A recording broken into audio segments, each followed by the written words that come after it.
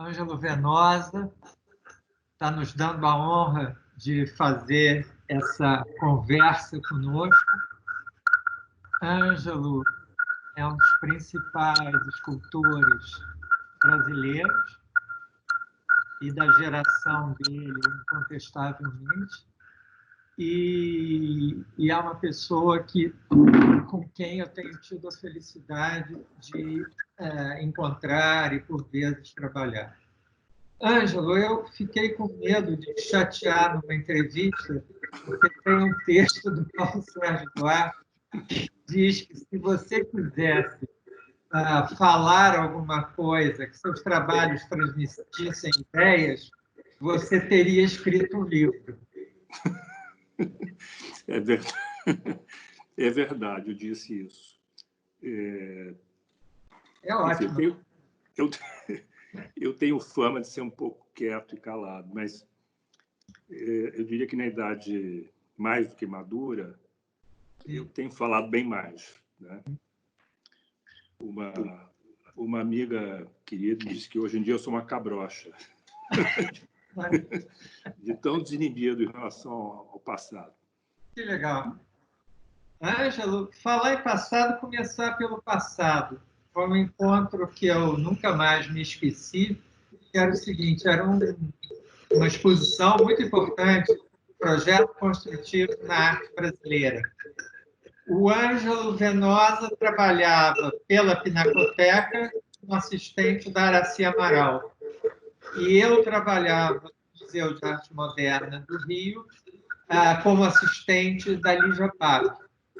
E aí fomos para a inauguração, a Lígia Pape, a Diná e eu. A Diná trabalhava também. E chegamos, e a Lígia falou assim, com choque: Ivan no corredor, jamais. Era um quadro do Ivan que estava no lugar. Ela me ordenou: pegue aquele saciloto, traga para o corredor e leve. Eu falei: Lígia, eu não posso mexer até a instituição. Bom, aí, você não quer pegar, eu própria pego. E aí ela foi, pegou um dos quadros, aí Araci despontou, e era uma cena maravilhosa, quer dizer, se não fosse muito aflitivo. Mas cada um puxava o quadro de um lado, aí é anunciado que o governador, Paulo Egídio Martins, estava entrando na Pinacoteca. Ângelo, que eu mal havia conhecido, virou-se para mim com um olhar matreiro e só falou: cada um segura a sua baixinha. Aquilo foi uma pororoca, né? Foi. Porque as duas eram muito intensas, para não dizer o mínimo, né? Muito fortes, né? Sim. E nós éramos jovens, enfim, bem jovens, enfim. Mas aquela experiência foi assim, aprender a nadar caindo na piscina, sabe? Assim, nunca ter dado uma abraçada. Eu, na época, era estagiário do IDMA, Instituto de Desenho Industrial do Rio, né? E esse projeto era MAN Rio, Pinacoteca de São Paulo.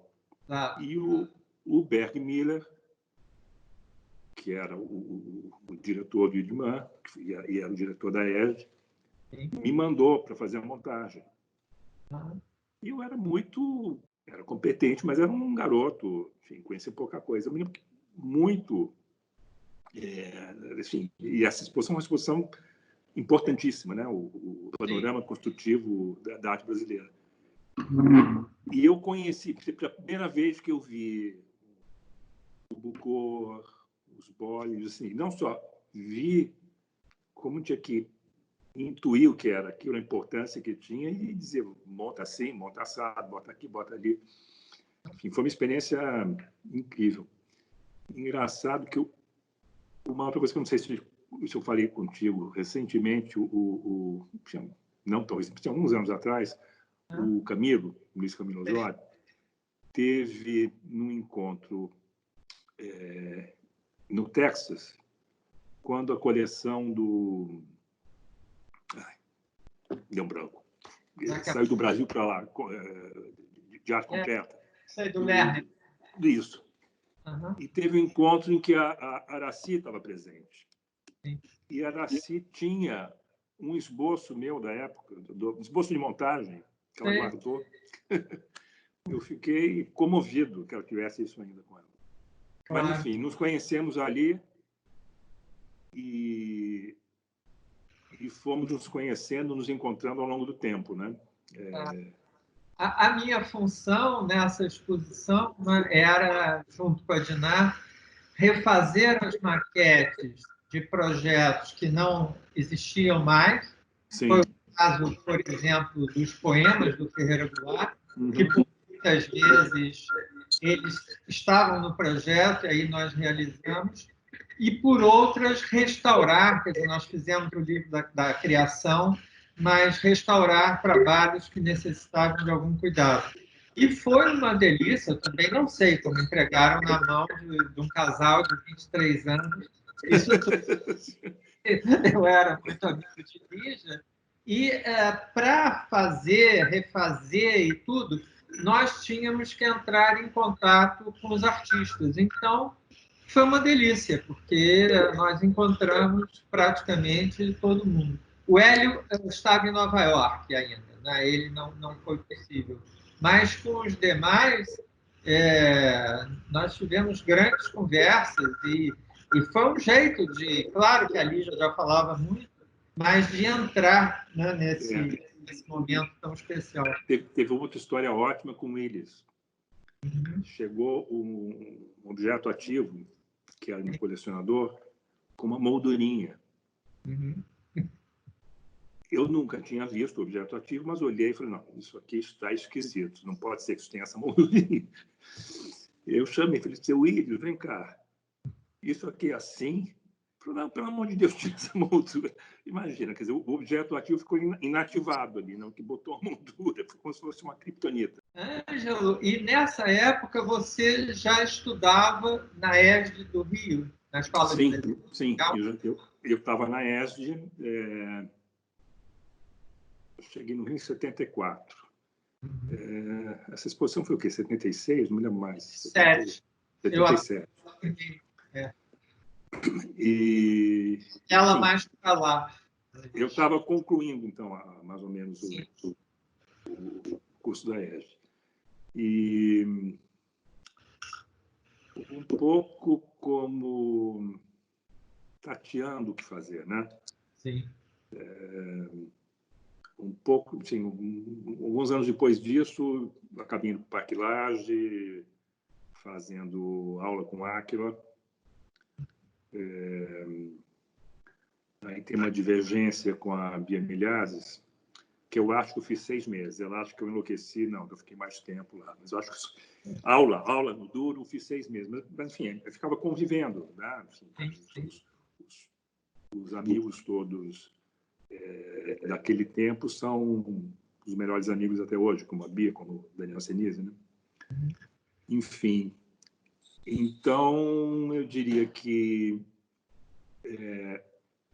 a ESG é parte do ponto importante do que me constituiu, e o Parque Lage, por outro lado, assim, digamos, o sinal de tentar alguma coisa um pouco fora das diretrizes suíço-alemãs que vinham junto com a ESG, né? Se bem que a ESG não era só isso, né?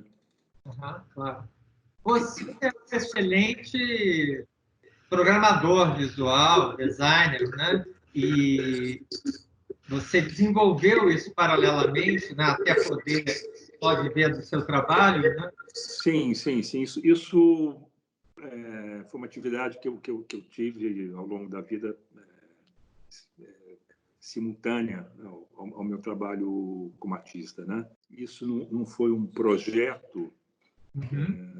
Eu quero ser um designer, né? Foi uma coisa que foi acontecendo. Isso acho que é uma diferença um pouco da nossa época, talvez. Não sei se estou pegando a minha experiência particular e generalizando para a geração, que a gente tem exatamente a mesma idade, não é isso? Você eu vi agora, você é um pouquinho mais novo do que eu, porque nós somos do mesmo ano, mas eu em janeiro, você em agosto, ambos do dia 14. Isso. Da gloriosa seleção de 54.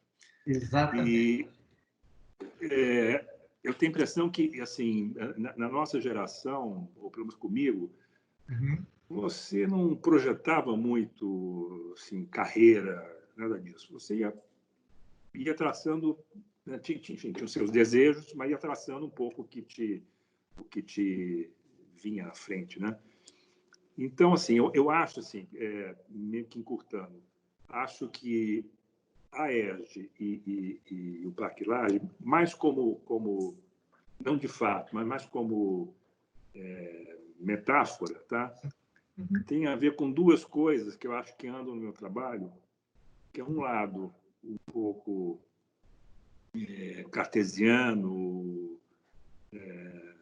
de tentar decompor o mundo visível, real, né? De uma forma geométrica, vamos dizer assim, ou racional, ou sei lá como dizer, e um outro lado que que dá força para uma coisa mais eruptiva, desorganizada, né? E você vê essas duas coisas aparecendo ao longo do trabalho, de uma forma não planejada, calculada, né? Como se fosse uma tensão entre duas coisas aparentemente opostas e que, de alguma maneira, se coagulam em algum momento, sei lá, como se fossem duas pulsões, duas... Mas é fascinante, né? Conseguir metabolizar essas duas vertentes, né? E fazer uso delas, né? Eu nunca entendi no Brasil a dualidade a qual nós somos tão dados, né? Geométrico, figurativo, conceitual, pintor, né? Enfim. E eu acho que o melhor do Brasil se constitui de uma invenção que mistura coisas, né? Às vezes até mais de duas, né? Um exemplo careca, né? É o universo da escola de samba, né? Sim. Que junta um fazer objetivo, né? Assim, você tem que saber botar aquilo de pé, tem que ter organização para que aquilo aconteça, e ao mesmo tempo não é dessa ordem, né? Sim. É mais uma erupção, né? Teve uma coisa que eu andei pensando esses dias, pensando em você.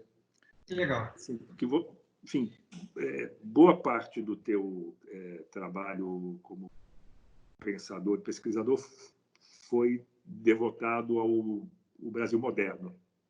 Sim. Né? O Brasil moderno como uma ideia e fato, né?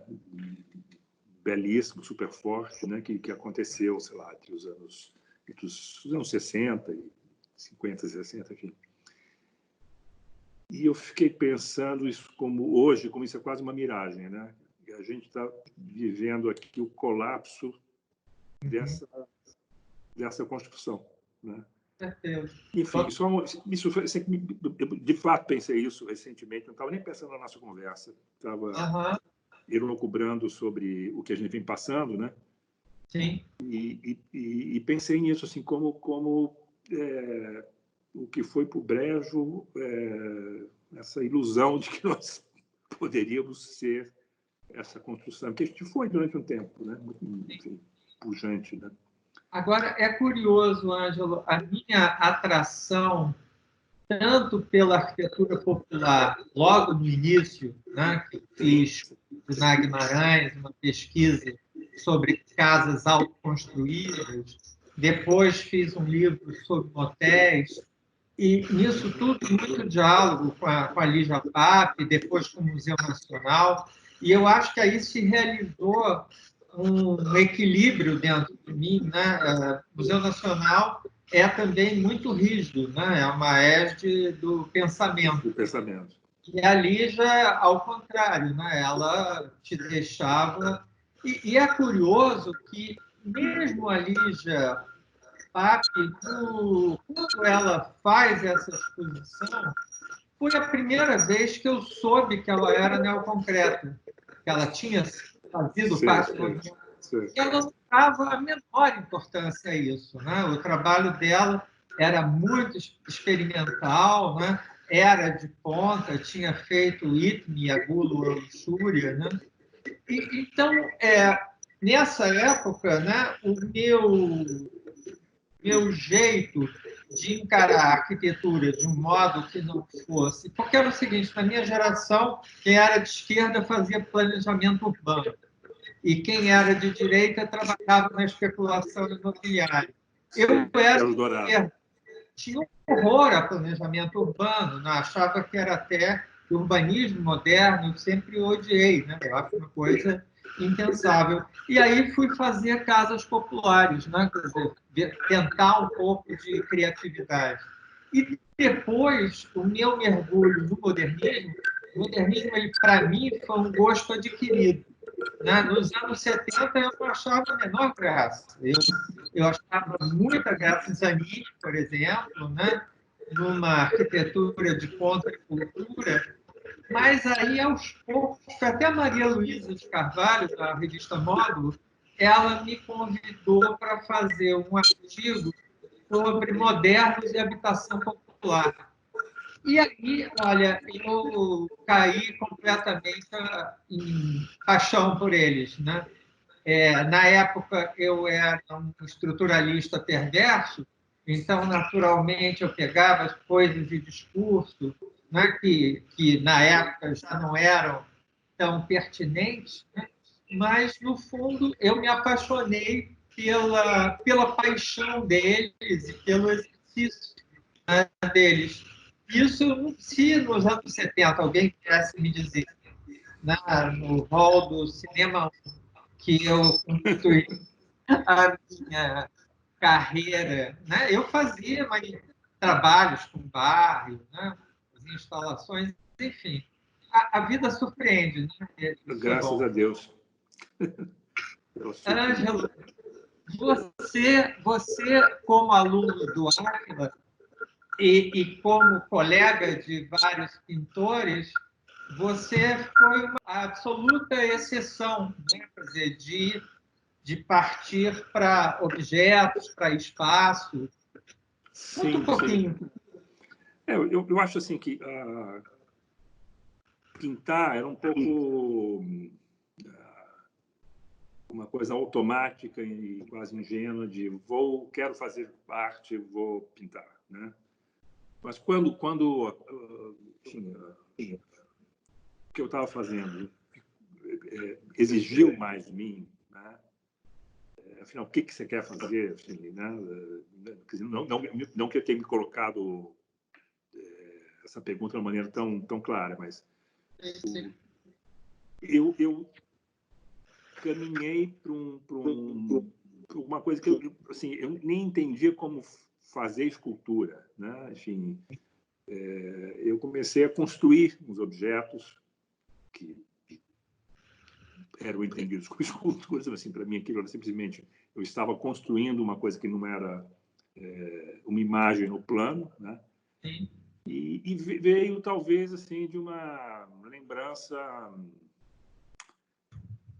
veio de uma zona de desejo, sabe? Do que eu fazia quando era adolescente, início da juventude, enfim, que construía coisas, e, enfim, talvez uma memória das lembranças paternas, porque meu pai era de formação artesão, enfim, marceneiro, enfim, um certo prazer nessa capacidade de construir fisicamente coisas que têm peso, dimensão, né? São fora da ideia de uma imagem, né? Se bem que eu acho que os meus trabalhos, em especial os do início, tinham uma forte característica imagética também. Eram silhuetas muito desenhadas, né? Enfim, então, de novo, é uma coisa que escorrega entre aparentes opostos, entendeu? E de estrutura muito bem pensada, não é? Para eles Sim, sim. tentarem, que depois você voltava, né? Não é? Essa estrutura era coberta. Era coberta. Era uma estrutura de madeira com tecido esticado em volta. Inicialmente tinha as primeiríssimas, tinham pinceladas, assim, ou seja, eu ainda estava quase que pintando. Depois, óbvio, aquilo escorregou, caiu para fora, né? E curiosamente, assim, tinha meio uma certa impossibilidade ali, o absurdo. O Ronaldo Brito fala num texto que ele escreveu, acho que na minha primeira exposição individual, foi aqui em Botafogo, no Centro Empresarial Rio, aquela galeria que o Ascânio tinha com... Ascânio e o Ronaldo, né? O Ronaldo. Magnificamente. Eram esses trabalhos, essas construções, numa escala já maior, e eles já eram negros e cinzentos, né? Uhum. E ele falava de, enfim, que eram coisas, estruturas ocas. Uhum. Né? Enfim, você olha aquilo, imagina que aquilo tem peso, densidade, que é escultura, mas ele é quase que um arremedo disso, né? Ele te mostra o que ele não é, né? Sei lá. Enfim, voltando à ideia de aprender a nadar caindo na piscina, né? Eu, assim, acho que boa parte da minha geração aprendeu a fazer o que estava fazendo, não estudando, né? Acho que o trabalho da minha geração amadureceu empiricamente. Assim, estou chutando isso aqui, mas muita gente não vai concordar, mas eu acredito muito que tem uma inteligência que é das coisas, que não é uma inteligência que vem de fora para dentro, né? Assim, não é que você quer chegar num determinado lugar e vai construir a emanação física disso que você quer. É um pouco ao contrário. Você vai fazendo, meio sem ter clareza exatamente o que você está fazendo, e o movimento de estar fazendo, e o fato daquilo ser uma ação física que resulta numa coisa física, entendeu? Tem uma inteligência bruta escondida ali dentro. É bonito, porque, mais uma vez, é uma reunião de projeto e processo, Isso. não é? Que muitas vezes os artistas ficam limitados ou reificando só um deles. Né? Tem um trabalho, assim, que eu acho que é um pouco divisor de águas, assim, para mim, que é a Baleia. Sim. Estava na Praça Mauá, agora está no Leme, enfim. E a Baleia foi um concurso, né, que exatamente a galeria, o Centro Cultural, Centro Empresarial Rio, Galeria, organizou esse concurso, né? E eu estava feliz de estar participando. Fiz a maquete, mas não como se estivesse fazendo uma maquete. Eu fiz como se aquilo fosse o trabalho. Ou seja, eu não desenhei alguma coisa que tinha que ser cortada e produzida, né? Eu trabalhei numa escala menor do que eu fazia, mas imaginando que aquilo poderia ser grande, tá? E aí ganhei, né, o raio do concurso que eu não imaginava. Falei assim, agora tem que fabricar isso. Enfim, era uma coisa que eu não faria com as minhas mãos, assim, impossível. Até porque eu não... Enfim, a escala não é nada que você faça sozinho. E aço eu cortei, nunca tinha mexido com assim. Aí teve que ser produzido. Falei, agora que pegou, né? E aí o desenho técnico para poder produzir foi feito decalcando a maquete. Eu botava o papel assim na maquete, riscava, e depois, enfim, sabia desenhar tecnicamente. Mas foi, assim, eu digo que foi um divisor de águas, foi o primeiro trabalho que foi projetual. Ou seja, não foi do embate direto. Entendo. E foi complicado, porque assim, eu tinha experiência projetual, mas não nessas coisas. Eu tinha como designer, como designer gráfico até, né? Sim, sim. Então, assim, os trabalhos que tinham as estruturas de madeira, eu não fazia um projeto para cortar o compensado. Eu encostava a chapa de compensado na parede e ia riscando ali, Sim. como se fosse desenhando no papel. Cortava com a serrinha, modificava depois, enfim. Era uma coisa em processo.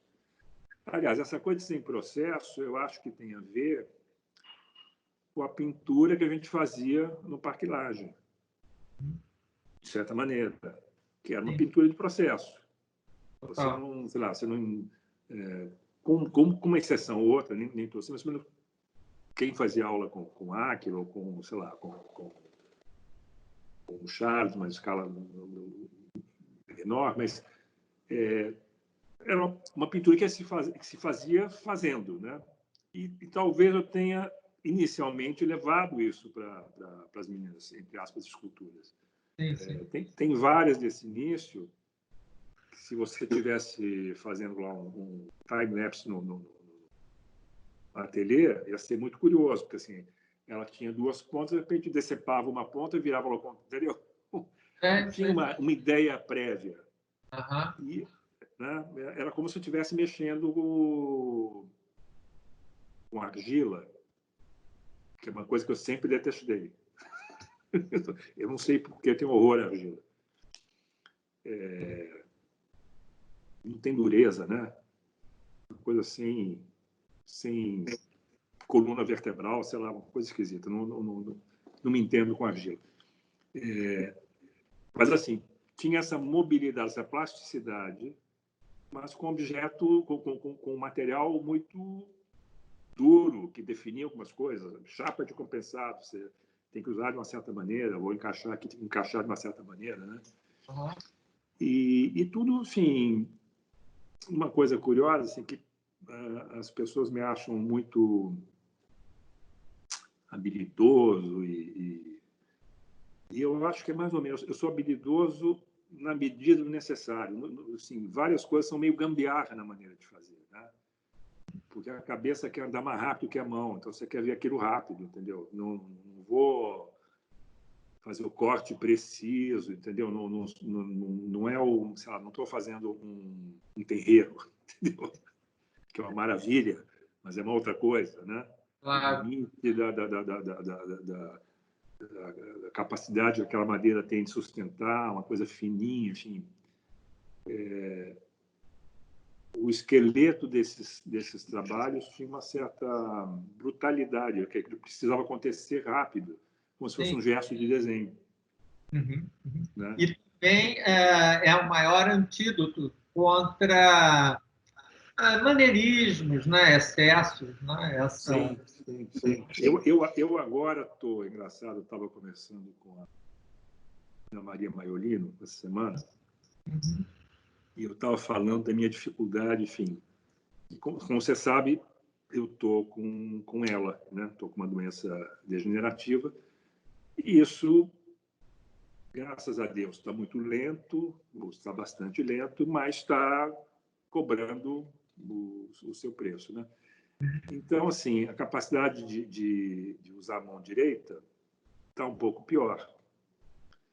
Então, até mesmo o trabalho, assim, o desenho mecânico para o computador também fica mais complicado, porque você está usando o mouse, uma hora começa a cansar a mão, você não consegue mais clicar nela, tem que parar, enfim, tem que encontrar um meio. E ela me falou, não, você tem que desenha pequeno, assim, desenha com a mão esquerda, enfim. Aquelas coisas que a gente ouvia, né? Sim. Eu até brinquei com ela, assim, me lembra de uma frase, sei lá, modernista, não sei de quem, se foi de Matisse. A tua mão direita é muito boa, amarra nas costas e usa a esquerda, porque para não ter exatamente o maneirismo, né? Enfim, enfim, você falou dessa coisa, eu lembrei dessa conversa que eu tive com ela. E eu tenho que agora talvez introduzir isso no uso do mouse com a mão esquerda, que vai acontecer coisas estranhíssimas, né? Porque a minha mão esquerda é totalmente anta. Sim. Outro dia eu tentei enrolar espaguete com a mão esquerda, né? Uhum. Porque enrolar espaguete para mim nunca foi um problema, né? Afinal de contas, tá no sangue. Mas com a mão esquerda é impossível. Eu vou ter que treinar muito. Ângelo, os trabalhos, esses trabalhos com uma tela, né, envolvendo e escuras ou pintadas, eles são chamados de opacos, né? Você ou não? Sim. Você está se referindo. Uhum. Eu, em 2007, apresentei uma dissertação de mestrado no FRJ, né? E minha coisa ali era o que eu chamei de um elogio à opacidade. E, na verdade, era... Outro dia eu mandei um PDF da tese para quem foi e disse o seguinte: ela é muito ruim e muito boa ao mesmo tempo. Porque, assim, ela, como eu estava na academia, enfim, ela tenta seguir os preceitos acadêmicos, mas, assim, o melhor dela são uns 3 ou 4 e-mails falsos que eu botei ali, que sou eu mandando e-mail para algumas pessoas, em que eu falo de uma forma coloquial e digo a que vem, por que eu estou fazendo aquilo, o que eu estou querendo fazer ali. E esse elogio da opacidade é um pouco a seguinte ideia de que eu acho que o trabalho de arte que me interessa ao fazer, me interessa no encontro que eu tenho com algum trabalho, Uhum. se dá numa zona que eu acho que é opaca, Sim. que é uma certa capacidade do trabalho falar assim de uma maneira muda, né? Não cristalino, ou seja, não a cavalo de alguma ideia ou história ou sem apontar, né? Ou seja, é uma coisa que vem dali de dentro. É um pouco aquilo que eu estava falando antes, de que eu acho que o objeto e a maneira de trabalhar, enfim, as coisas, têm uma inteligência própria, né? É um pouco disso que eu digo que me interessa uma certa opacidade nas coisas, em contrapartida a uma verborragia e eloquência que, às vezes, eu acho que o trabalho contemporâneo tem, ou vem tendo, sei lá, né? Mas, enfim, quando eu digo isso, sem cagar regra nenhuma, assim, eu quero dizer o que me interessa. Isso não quer dizer que se não é assim, é ruim, ou não deveria interessar ninguém. Não. Eu acho que o fazer artista é um negócio tão não apontável, não indicável, que pode ser o que um certo número de pessoas achar que aquilo ou não é arte. Então, para mim, me interessa uma coisa mais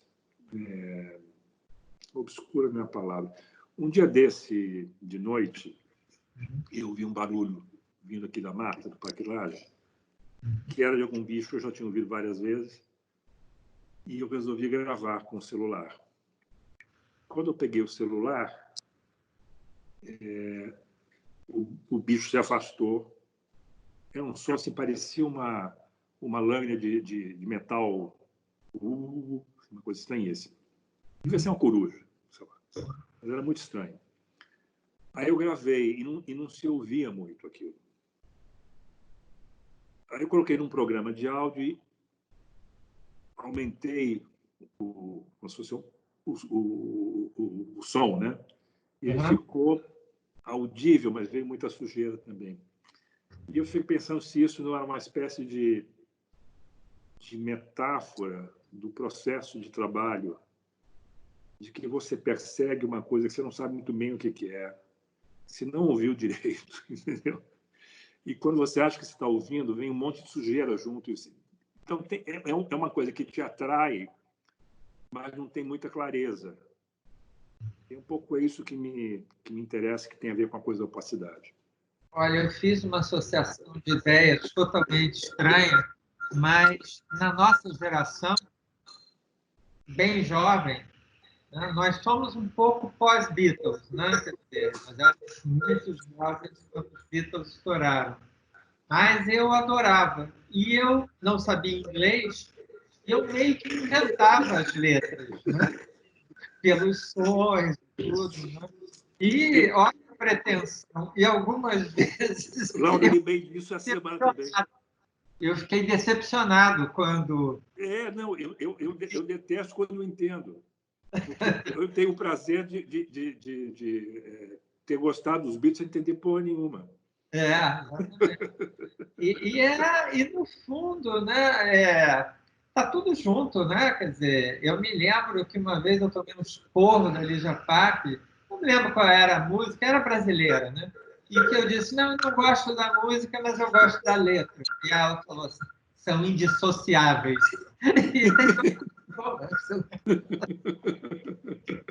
Ângelo, também é uma demarche, né, bem pós-moderna, né? A gente falou em modernismo, né?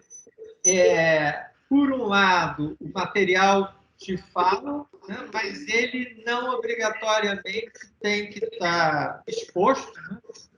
Ou ele se dobra aos seus desejos, né? Eu assim, fico tentando imaginar e achando que exista um fio condutor entre trabalhos com aparência tão díspare, né? Quando eu fiz, em 2012, eu fiz uma retrospectiva, vou chamar assim, no MAN, que depois foi para a Pinacoteca, e enfim, foi para alguns lugares.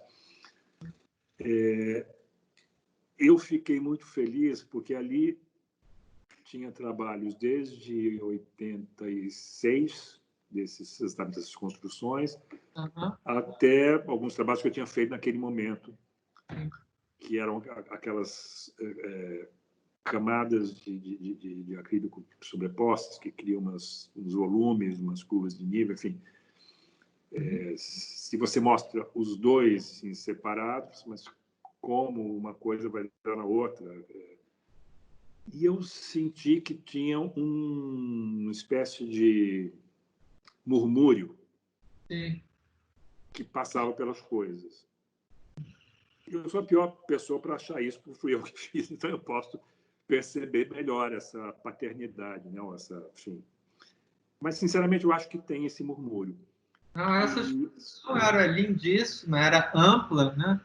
E ela tinha uma unidade diversificada, mas ela tinha, né? Quer dizer, você de fora, uma pessoa leiga e que chegasse, não saberia datar, né? Dar uma cronologia para elas, não necessariamente pareciam mais antigas ou evocavam questões que foram abandonadas.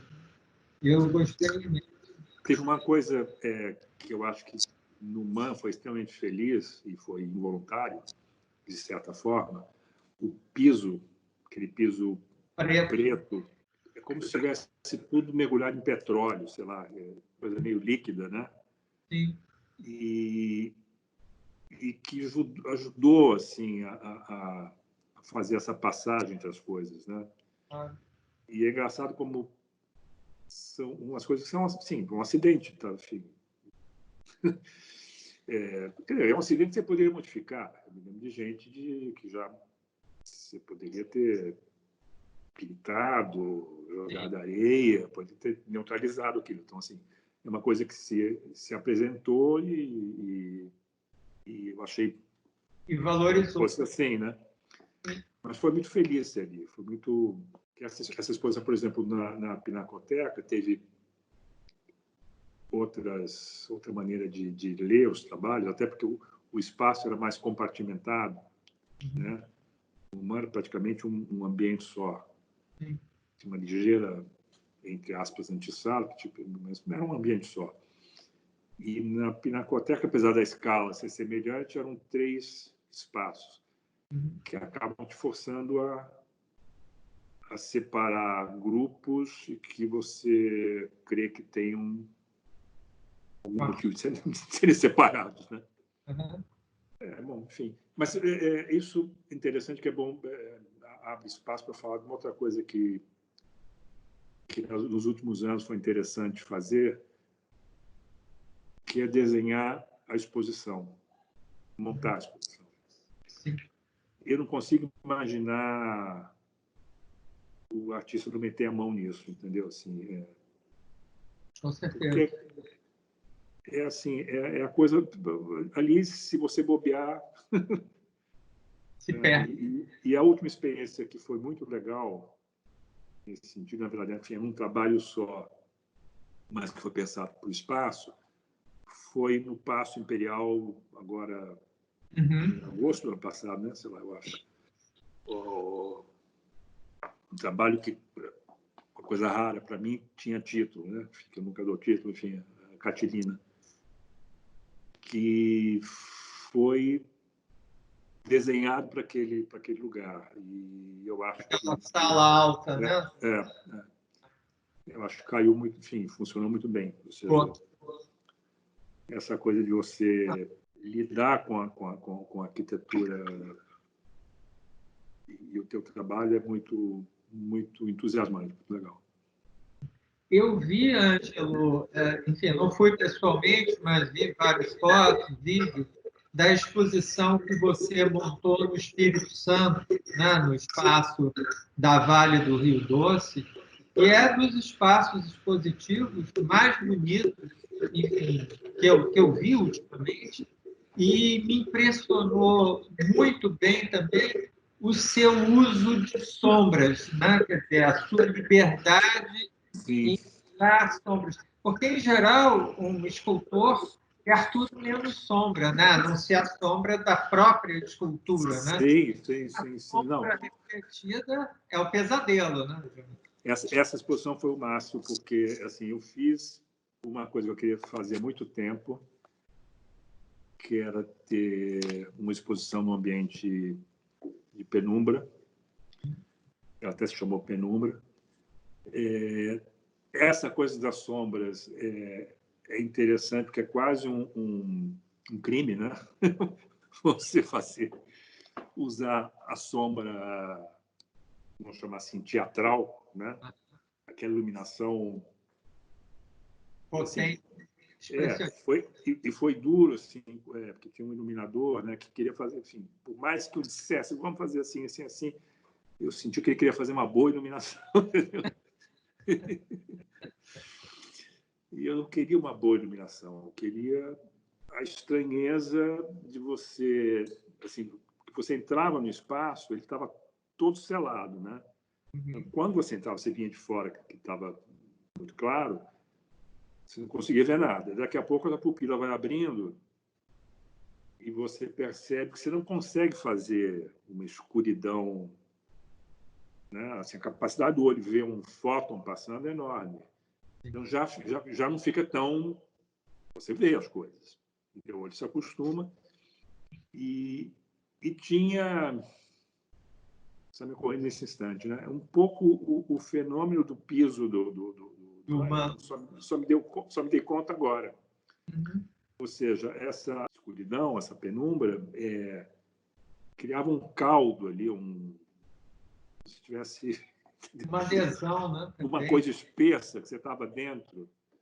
O que é interessante, assim, que como um espaço é muito longo, né? Você vai vendo ele aos poucos, você vai caminhando.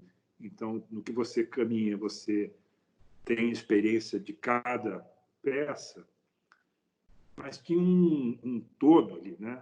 Aquilo era uma maçaroca densa por conta da falta de luz, né? Ela ficou... é outro anátema, mas ela ficou quase uma instalação, né? Sem Site. sem querer ser uma instalação, mas acabou sendo. É. Eu lembrei de um outro trabalho engraçado, um trabalho daqueles de cera e dentes. Sim. Esse trabalho, eu gosto muito dele. Ele estava na exposição do MAN. São umas pecinhas pequenas de cera preta, uns dentes. E são 12 pedacinhos que ficam na parede numa linha. Uma linha bem grande, são mais ou menos afastados. E eu gosto desse trabalho pelo seguinte: você não consegue direito abarcar ele, porque você, para ver ele inteiro, tem que se afastar. Aí você não vê direito porque você está longe. Quando você chega perto, que você consegue ver cada pedacinho, você perde a visão do conjunto. Então, ele meio que atrapalha a percepção dele, ou não é que atrapalha. Ele você tem que escolher: ou você vê de longe mal, ou você vê de perto, mas não vê tudo. E, de certa maneira, é o que aconteceu também na exposição de Vila Velha, da Vale. Esse trabalho preto, esse de pedaço dele, tem uma outra coisa curiosa dele também, que foi como eu fiz o trabalho.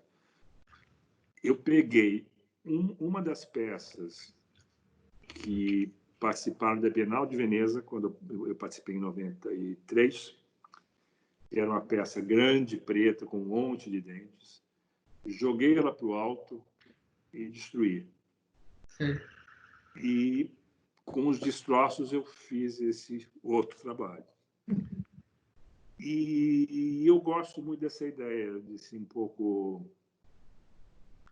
de eu poder destruir um trabalho para poder Construir criar uma outra coisa, né? Sim. Porque a gente tem essa sacralidade meio patrimonial, né? De que as coisas não podem se estragar, né? E aí eu olho para minha cara aqui, estou vendo a minha cara aqui, você, pô, mas cadê o cabelo? Já caiu, entendeu? A barba está branca. Então, assim, é natural que as coisas se modifiquem, né? O não natural é aquilo permanecer com a mesma aparência para sempre, né? Então, tudo vai envelhecer, né? Sei lá, a lei da entropia, como quiser chamar. Então, nesse caso específico, digamos que eu forcei a lei da entropia, destruí o trabalho e fiz um outro. Eu gosto dessa ideia também.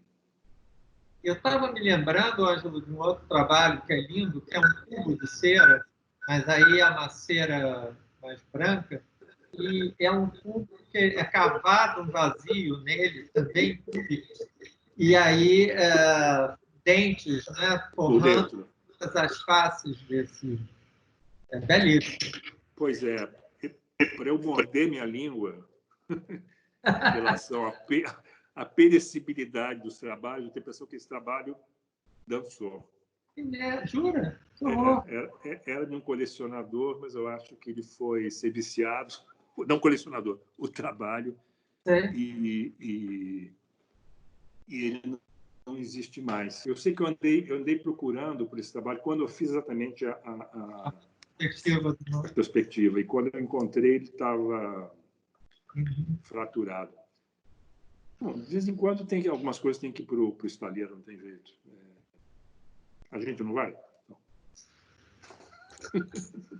Ângelo, como é que a transparência... Quer dizer, a baleia já é uma estrutura completamente transparente também, não é? Ela não te barra a paisagem, Sim. né? Ela permite que teu olhar atravesse. E eu me lembro que quando ela foi primeiro instalada no Leme, aí foi Não. Primeiro na Praça Mauá. Ah, tá. Foi instalada na Praça Mauá o fatídico dia do Plano Collor. Exatamente. E depois, em 97, eu acho, a Marinha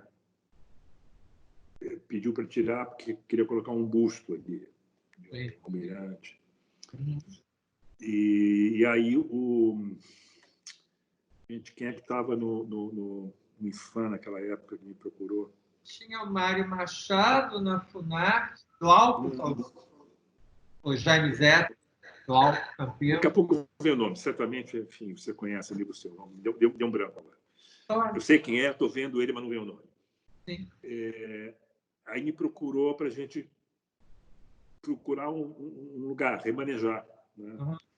E eu gostaria que ela ficasse no centro, mas não tinha lugar no centro. Aí me sugeriram 2 lugares, o Arpoador e o Leme. Eu achei que o Arpoador seria sacanagem. Porque, assim, ela chama-se baleia. Não que eu tenha... É um apelido, né? Não é título. Mas botar uma baleia no Arpoador é sadismo, né? Porque ele chama Arpoador porque ali se arpoavam baleias, né? Então, é maldade, né? Você não podia botar... Mesmo sendo um apelido, seria... Pode fazer isso com uma obra sua, né? Não, seria muito antiecológico, sei lá como dizer. E, enfim, acabei escolhendo, não por isso, mas o lugar no Leme era melhor. E eu acho que ela acabou, pela escala do espaço em volta, ficando melhor no Leme do que no espaço original. Sim, eu também acho. Até porque quando ela estava na Praça Mauá, ainda tinha o Minhocão, ali, sabe como é que chama aqui, o elevado. Perimetral. Que era o Minhocão de São Paulo. Que era horrível, né? Enfim, estragava qualquer coisa que ficasse ali. Era um distúrbio visual gigantesco. Ângela, eu estou me lembrando aqui quando você começa a trabalhar com vidros, né? Vidros e transparência e desenhos nos vidros. Sim, nós fizemos uma exposição no Paço. Fizemos. Que havia, eu me lembro... Acho que foi ali que eu comecei a usar. Sim. E tinha assim, os trabalhos que eu mais gosto daquele momento são os trabalhos com as lâminas de vidro separadas, passadas, e com os desenhos feitos com sal. Eu fazia isso com água salgada, muito saturado, né, de sal, e quando secava ficava aquela mancha. E era um desenho que não era muito controlável, né? Assim, eram anéis, mas eles ficavam com um contorno meio indefinido. E a proximidade de sobreposição desses planos dava, assim, você criava um sólido ilusório, vamos dizer assim. Você via como se fosse um wireframe de um sólido em que os arames seriam essas manchas de sal. E outra coisa que eu achava interessante desse trabalho é que o sal é muito... ele absorve muita umidade, né? E o lugar muito úmido. Então, nos dias de umidade muito alta, ele meio que liquefazia e escorria. Depois secava e o sal mudava de lugar. É um trabalho vivo mesmo. É um trabalho vivo, como se estivesse respirando, né? Uma respiração meio mecânica. Aliás, esse tipo de imagem horrível hoje em dia, né? Respiração mecânica. Mas, enfim, era uma respiração mecânica e uma espécie de... Eu estou com ele aqui no teu site. Aliás, é dos sites mais bonitos que eu já vi. Eu fiquei também encantado, mas primeiro eu achei que era madeira desse aqui, né, que é muito legal, né? De aço cortem. Aço cortem. E é interessante que isso também é oco. Jura? Isso é uma casquinha de aço cortem, quer dizer, casquinha, né? É uma chapa fina, toda encaixada e soldada. É a estrutura, né? Mas é como se fosse um exoesqueleto. Sim, sim. E agora é curioso, né? Porque ela no site para mim me aludiu aos melhores trabalhos usando madeira, né? Sim, sim. Não, e como o Corten ainda está novinho, está jovem, está recém-enferrujado, parece madeira na foto. Parece. Tem uma cor assim de, sei lá, mogno, né? Parece uma madeira avermelhada, né? Com certeza. Ângelo, e o seu, quer dizer, seus trabalhos, de um certo modo, sempre flertaram com o orgânico, né? Sim. Agora, houve um tempo que você partiu para explicitar isso, né, com Sim. imagens que você conseguiu do interior do ser humano, não foram fotografia? Sim, sim, sim. Porque assim, muitos desses trabalhos, os trabalhos iniciais, aqueles que a gente já falou direitinho, Sim. eram construídos com lâminas de madeira, né? A baleia, por exemplo, é como se fosse um desses trabalhos sem o revestimento, é a estrutura só. Então você tem uma coluna, vamos chamar assim, que segura umas costelas, fazendo uma comparação, né? Que não é nem uma coluna nem são costelas, só para explicar. Então eu fui ficando um pouco obcecado com essa ideia dos planos que definem um sólido imaginário, sei lá, um sólido, parece que eu estou falando sólido geométrico, mas um corpo, não um sólido, um corpo. Né? Num certo momento, eu peguei um corpo dado, primeiro acho que foi um crânio, e fiz uma tomografia. Não, minto, primeiro não foi o crânio. Primeiro foi uma cabeça de fêmur. Uma cabeça de fêmur humano até. Modelei, fiz aqui um molde, tirei em gesso, serrei o gesso, copiei os contornos, imaginei os contornos intermediários e fiz uma cabeça de fêmur, quer dizer, fiz uma escultura que era essa representação em aço cortem, várias placas justapostas. Depois disso, é o caso exatamente do crânio, eu resolvi usar uma tomografia.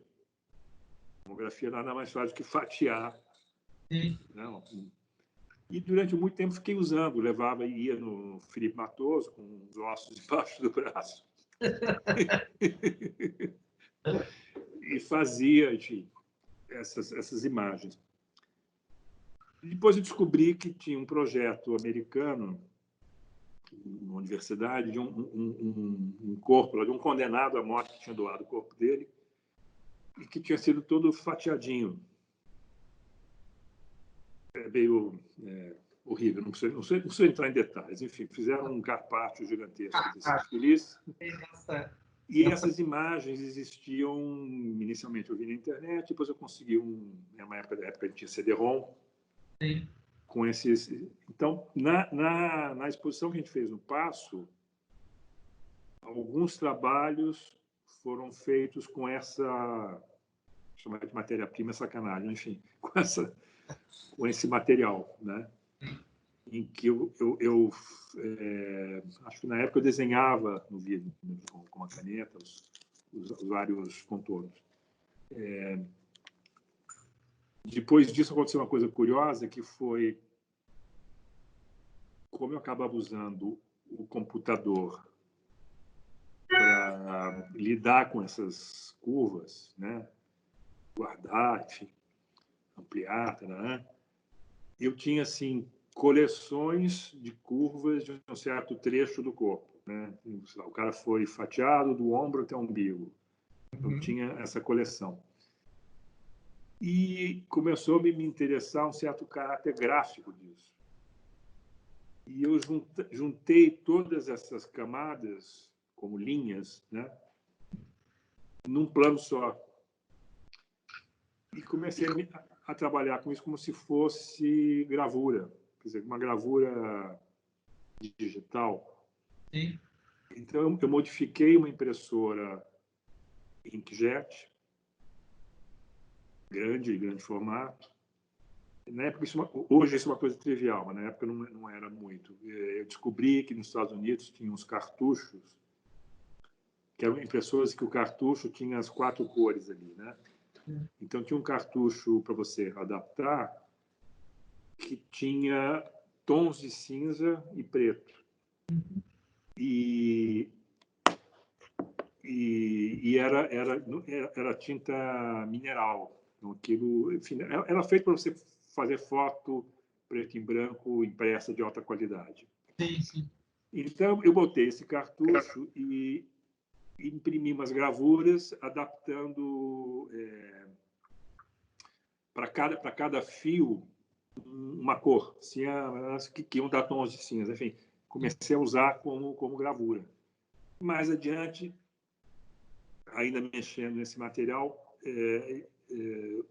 eu criei uns recortes metálicos em aço cortem, mas assim a origem disso era esse corpo humano, né? E eu acho que mesmo com todas essas passagens de manipulação, modificação da forma, deformação, esses desenhos guardam uma espécie de um DNA orgânico. Essa coisa das curvas, assim, você mesmo sem saber, imagina que isso se refere de alguma maneira a um mundo orgânico, né? Enfim, mas de qualquer modo, estou contando isso para dizer como o fazer, a atividade objetiva, física, de meter a mão ali, modificar, conduz muita coisa, né? Voltando ao vidro, não sei se você lembra, naquela exposição, tinha alguns trabalhos de vidro que não tinha desenho nenhum. Cacos de vidro, justaposto, que você viu um perfil. Sim. Tinha o meu autorretrato, tinha o perfil de Zerline, da Sarinha, enfim, de várias pessoas. Porque o que aconteceu ali? Eu estava usando o vidro como suporte para desenho, para uns arames colados, para fazer esses pseudo-sólidos, né? Quando eu resolvi fazer isso, o vidro era na minha cabeça algo transparente, né? Eu queria sustentar esses desenhos no ar. Se fosse uma flautinha mágica, que eles flutuassem, seria maravilhoso. Só que o vidro tem uma cena transparente, olhando para a janela aqui, mas um pedaço de vidro na mão é uma matéria verde. Sim. Você não nota, se acumular, fica verde.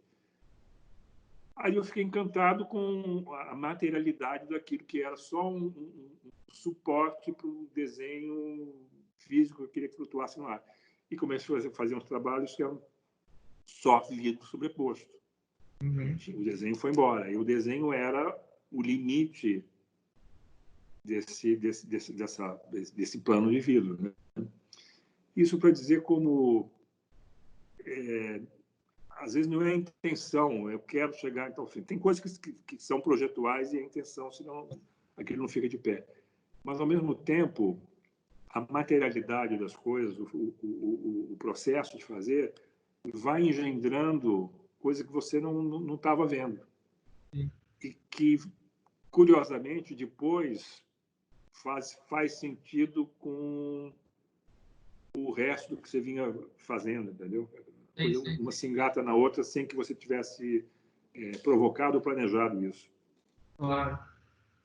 Ângelo, e quando é que você usa mais o computador na sua obra? Assim, a partir de um determinado período, né? Pois é, foi acontecendo de uma maneira também maluca, porque eu comecei a usar computador primeiro por curiosidade, por ser xereta, e para o uso específico em desenho gráfico, né? Em projeto. Mas o computador, assim, é um meio fascinante para quem não sabe delegar coisas, né? Porque te dá a ilusão que você pode fazer tudo sozinho ali, né? Enfim, eu sou o tipo de cara que acha que vai resolver tudo sozinho ali.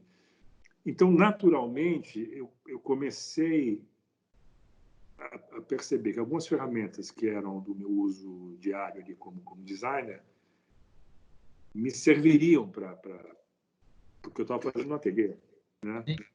Então, por exemplo, inicialmente coisas muito simplesinhas como ampliar um desenho, ao invés de ampliá-lo na mão, né?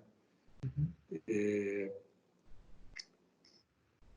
eu só fui usar o computador objetivamente para alguma coisa tridimensional muito depois. Eu usei durante muito tempo, assim, usando os programas de uma maneira não usual, né? Então, por exemplo, tem um programa de desenho vetorial que não é para você imprimir imagens, e as minhas gravuras digitais eram impressas com esse programa, né? Era um arquivo que, naquela época, pelo menos, a representação de tela deles era muito ruim. Hoje em dia, é bem melhor. Mas se prestava para fazer a impressão, né, do jeito que eu queria na impressora, né? Mas, assim, com isso quero dizer, assim, eu não estava usando o programa para o que ele tinha sido desenhado. Eu estava desviando ele de função, né? Que no serviço público pode dar cadeia. Desvio de função. Enfim, mas... Pode também servir de argumento para você não trabalhar, né? Sim. Eu me lembro que no passo, em montagem, eu pedi a alguém para me ajudar. Não, é desvio de função. Desvio de função. Aí eu comecei a carregar para cima e para baixo, aí as pessoas carregavam. Exatamente. Vi muito. Vi muito acontecer. Ângelo, dando um pulo, esses trabalhos seus quase ópticos, ou ópticos, né? São que aí ganham preto e branco, né? E que ganham uma expressividade, né? Na superfície mesmo deles. Como é que você começou? Eu sei que você é Botafogo, mas isso não conta. Botafogo, Botafogo. Solidariedade listras verticais. Bom, mas eles são um exemplo que eu falei antes, que aí eu comecei a usar, de fato, o computador para algumas coisas tridimensionais. Então, uma das primeiras coisas que eu tentei fazer no computador, que não era a partir do desenho gráfico, era ver se eu conseguiria fatiar coisas sem precisar ir no Felipe Matoso, sem precisar fazer uma tomografia ou Como é que era? ressonância magnética. Eles iam ficar apavorados, né, com você no início. Achava engraçado. Tirar alguma coisa morta para fazer um exame. Primeira coisa que quis encontrar um jeito de fatiar coisas. Tinha um programa chamado Matemática que fazia isso, mas era muito complicado de usar e o resultado não era o que eu precisava. Aí eu descobri, enfim, eu encontrei uns programas para construir volumes sólidos. Não, como é que eu vou te dizer? Não sólidos primitivos, nada de, enfim, cones, coisas um pouco mais complexas, né? E descobri que nele eu conseguiria, depois de construir alguma coisa, cortar em camadas. Interessante. Isso me dá umas possibilidades. Aí, exatamente aquilo que eu falei de encontrar um caminho técnico e depois ele te mostra outras coisas. Esse trabalho que você mostrou, meio redondinho, assim, exatamente é um exemplo disso. Foi alguma coisa que eu construí digitalmente, uma forma não é pitagórica. Enfim, aí um especialista em topologia poderia me dizer o que foi que eu fiz, porque eu fiz, mas não sei como se chama isso. E depois cortei e resolvi fazer preto e branco, que seria uma forma de perceber melhor as passagens. Não ter só a sensação do sólido, do volume, mas a construção dele, né? Como se... eu me lembro eu já até achei um diapositivo do meu filho, devia ter uns 12 anos, sei lá, 10 anos, tem 20 anos isso. E eu fiz um slide de linhas, fiz um fotolito e projetava em cima dele essas linhas para ver o volume e tentar dali, né? Só que ficou só na experiência fotográfica, isso não deu em nada. Eu lembrei disso agora, exatamente esse trabalho, isso, uma coisa de estradinho de branco e preto, né? E me lembrei de uma coisa agora, lá no tempo do Bumba. Você lembra do livro do Hauser? Lembro. A gente deve ter lido isso com 18 anos de idade, 16 anos de idade. Por aí, né? E eu me lembro dele falando das colunas. É uma igreja florentina, que é toda de mármore colorido, e que as colunas são estradinhas. E ele dizia que a sensação de altitude, de movimento vertical, era oticamente incentivada pelo fato de ser listrado.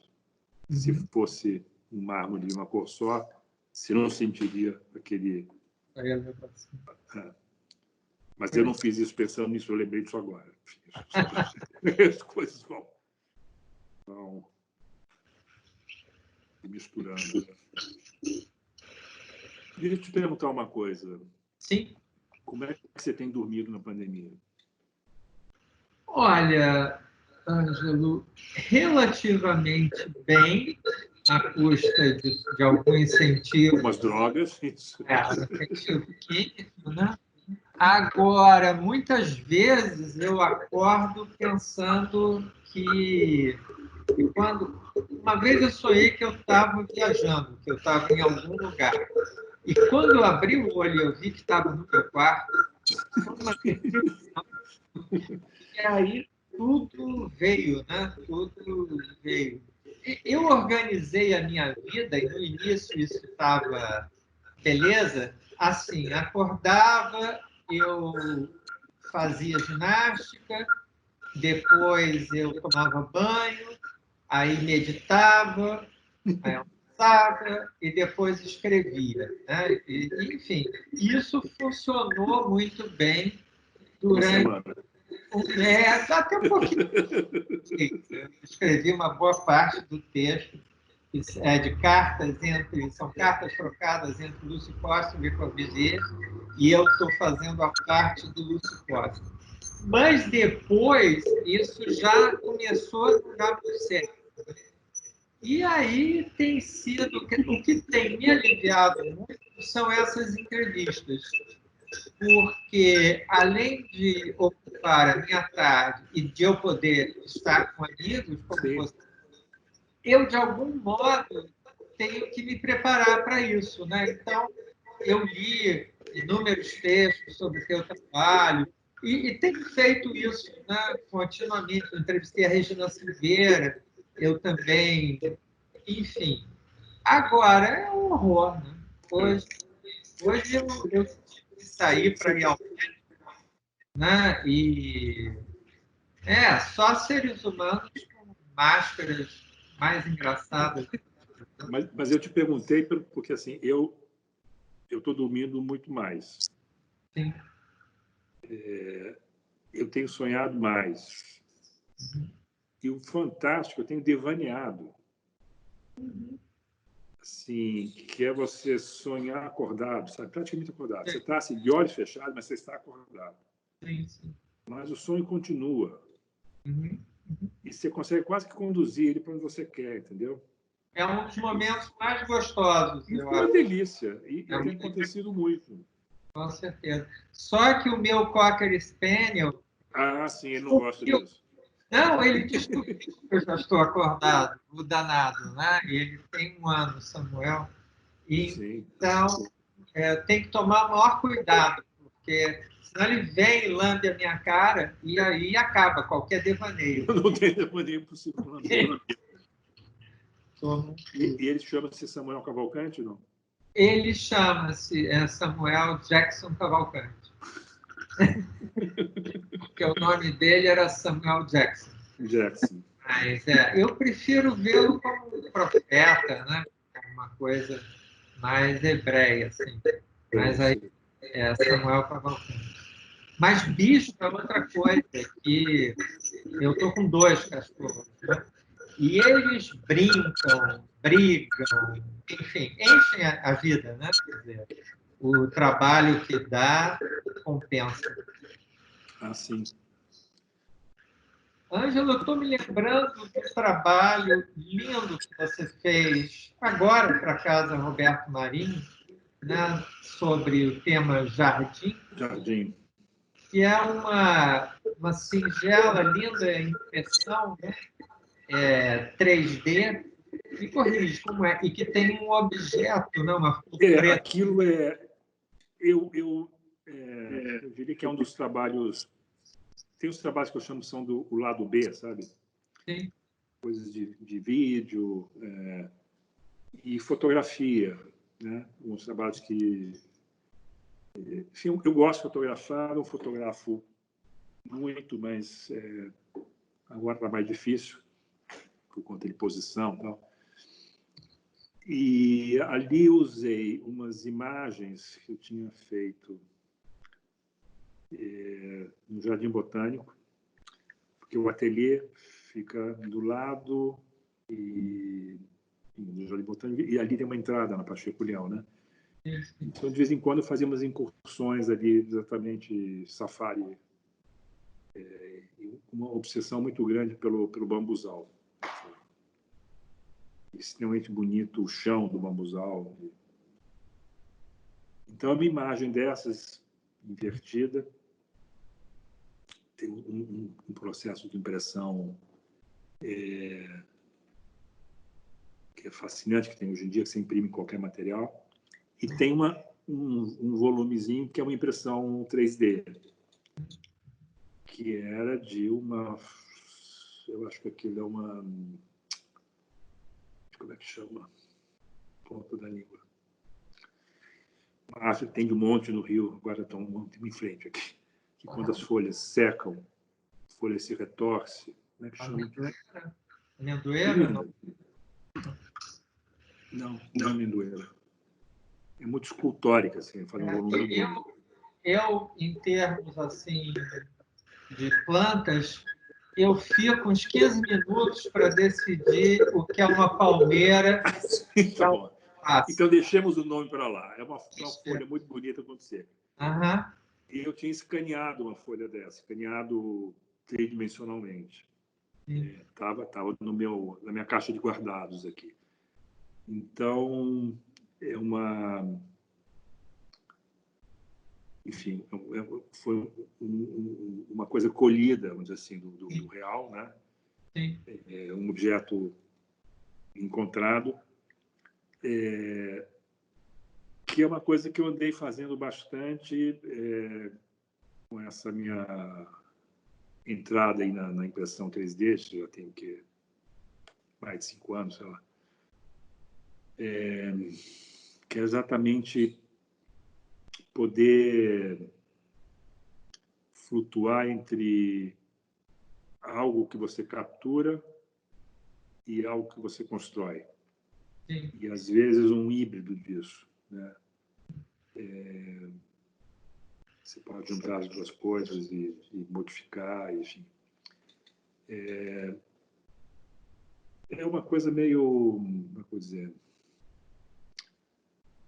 Dr. Jekyll, sabe assim? Você fica criando seus... Você dá uma entidade própria a esse objeto, né?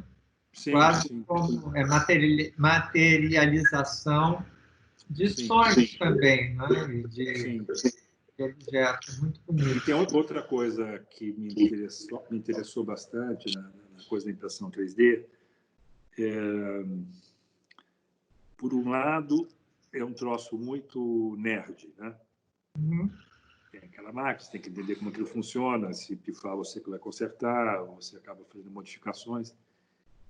E tem um troço que eu acho incrível, que muitas das vezes dá tudo errado. E o errado, às vezes, é mais interessante do que o que estava programado, entendeu? A gente volta ao início da conversa. Sim, sim. E eu fiz alguns trabalhos que exatamente são grupos, conjuntos, né? Como se fossem de arquipélagos, não lembro como é que eu chamei, em que eu tenho desde coisas absolutamente construídas, que imprimiram segundo o que eu esperava ali, objetos colhidos, vamos dizer assim, e desastres. Sim. E coisas assim como... Porque tem muitas variáveis quando se imprime, muita coisa pode dar errado, né? Claro. Então, tem uma coisa... Depois, como é que você não consegue repetir o mesmo erro? Consegue? Não. Uhum. Não. Semelhante àquelas pinturas de chuva que o Os monges, Costa né? Pita fazia, né? Sim, sim. Aconteceu é aquilo. É um É. evento, né? Uhum.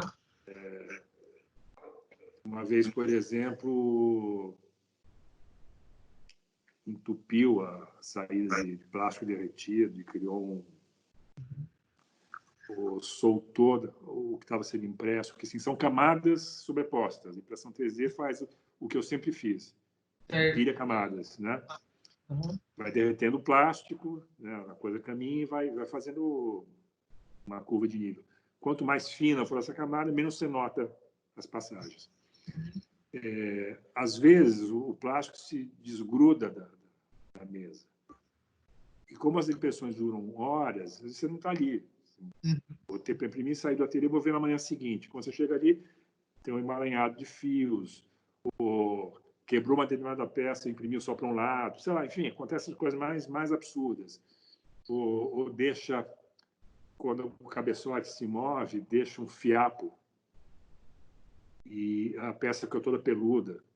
Uhum. Agora, se você quiser fazer isso, não vai acontecer a mesma coisa, entendeu? Sei.